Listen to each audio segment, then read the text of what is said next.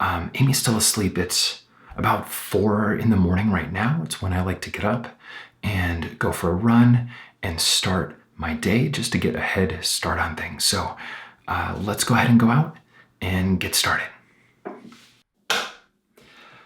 I'm just kidding.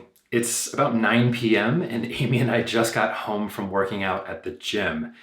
We are total night owls, and you'd never catch me getting up at 4 a.m. unless I absolutely had to. I've definitely found that the less I have to think in the morning, the better off I am, which is why we're starting this video the night before. I've noticed this trend where we live. People tend to park on the wrong side of the street when they come home, to park more quickly and get into the house after work. This is strange for a few reasons. One, they're parking on the wrong side of the street, going the opposite direction. I imagine any of you in the UK right now watching this and going, Anthony, that is very clearly the right side of the street. What are you talking about? Secondly, they're trading a few moments now for guaranteed delays the next time they drive.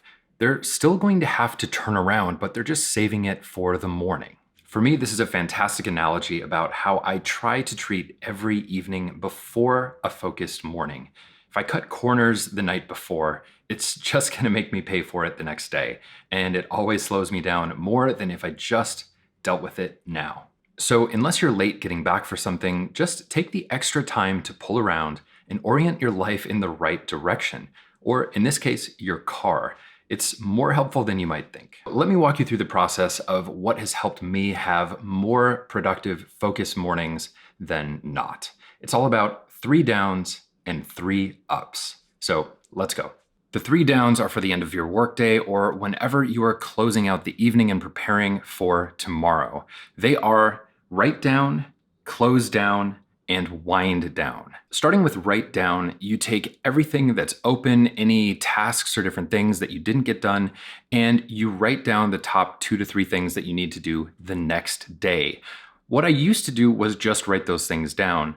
And what I started doing now that works even better is putting them down in a notebook and then numbering them in order of priority. You just open your notebook, look for number 1, and get started. It makes it a lot easier if you don't have to guess or figure out what it is that you are there to do first thing. Number 2 is close down. This one I tend to have a hard time with myself because if you're using Adobe Photoshop and a video editor and you have browser tabs open and things like that from work spread throughout the day, it can take a little while to close all those tabs, make sure you've bookmarked or saved anything that you need to save, and close out all of those Photoshop projects and save them to the appropriate places. When I make sure to do that step, I find that it really helps me stay focused in the morning because there aren't a bunch of tabs and different things left open that could distract me from the number 1 priority thing that I wrote down on my list. Close down isn't just for the digital devices and screens. Clearing off your desk space and closing down and clearing out that area as well can help you really stay focused and on task first thing in the morning. Amy and I choose to clean the kitchen after all of our meals. So at the end of the night, the kitchen is always clean and things are put away.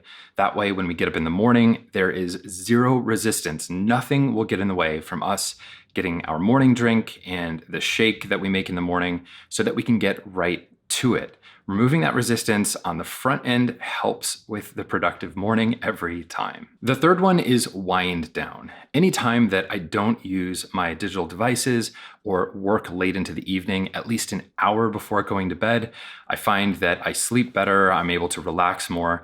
It's really hard to do, especially if you're trying to manage a lot of different things around the house. You're checking things on your phone or communicating with people, things you can't do at work necessarily. That wind down process, getting to bed earlier, getting higher quality sleep, absolutely contributes to a more energized, focused morning the next day. So those are the 3 downs for the night before, and I will see you tomorrow morning. Okay, so now that it's morning, we're on to the ups, which is wake up, lay up, and show up. For wake up, you really just need to do whatever it is you need to do to get up and get out of bed. Good morning, buddy.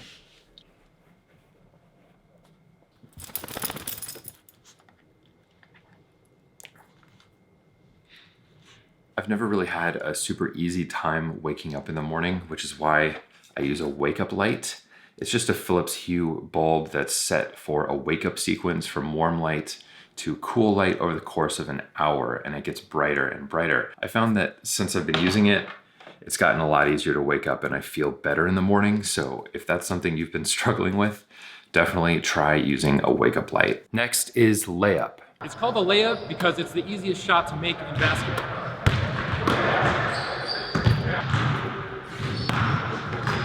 These should be the things that are automatic, things you don't have to think about, and they're just small wins to help you start your day. First thing when I wake up, I go to the bathroom, then I go weigh myself, I put that information into my fitness app, and then I come into the kitchen to make my protein shake. Cheers. After that, for me, it really depends. Some days I'll get straight to work. Other days I'll sit and meditate for a few minutes or listen to some affirmations, maybe go for a walk. And some days I play this handpan that my friend Sylvan lent to me to use for a while. It's such a cool instrument.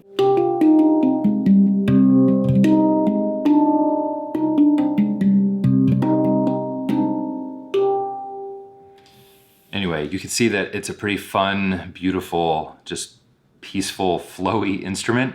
So it's a great thing to just start the day with. Now it's time to get to work, and the last step is show up, which is an important one. Most mornings we schedule 90-minute co-working sessions together in the Break the Twitch member community. So we'll get together and work for about 90 minutes. We get on a video chat to do that, to make sure we're all staying focused and holding each other accountable. It's a great way to start the day, and you get to see friendly faces too, so I really enjoy that. Doing those sessions always gets things started and helps me knock off the first thing on my list right in the morning. As far as the productive morning, that's pretty much it for me. Around noon or 1, I will make my first big meal of the day, eat that, and then head out and then go for an hour-long walk.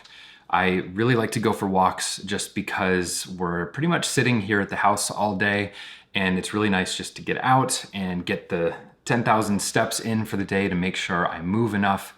Even though we're going to the gym in the evenings, it really helps a lot to just walk and get out there. Pro tip for the end of the video here, if you're eating vegetables and other healthy things, this stuff right here, smoked paprika. I had it on some deviled eggs at one point and I was like, man, what is that spice? It is delicious. And now I literally put it on everything. Just about everything I eat that's not dessert has some smoked paprika on it. So anyway, thanks so much for watching the video. Hope you got some ideas for your own productive, focused morning. And if you did like it, remember to subscribe if you're not already. We'll be making more videos on owning your attention, building better habits, improving your focus, and more, all through the lens of me trying to do it better myself. Thanks so much for your attention. Have a great day.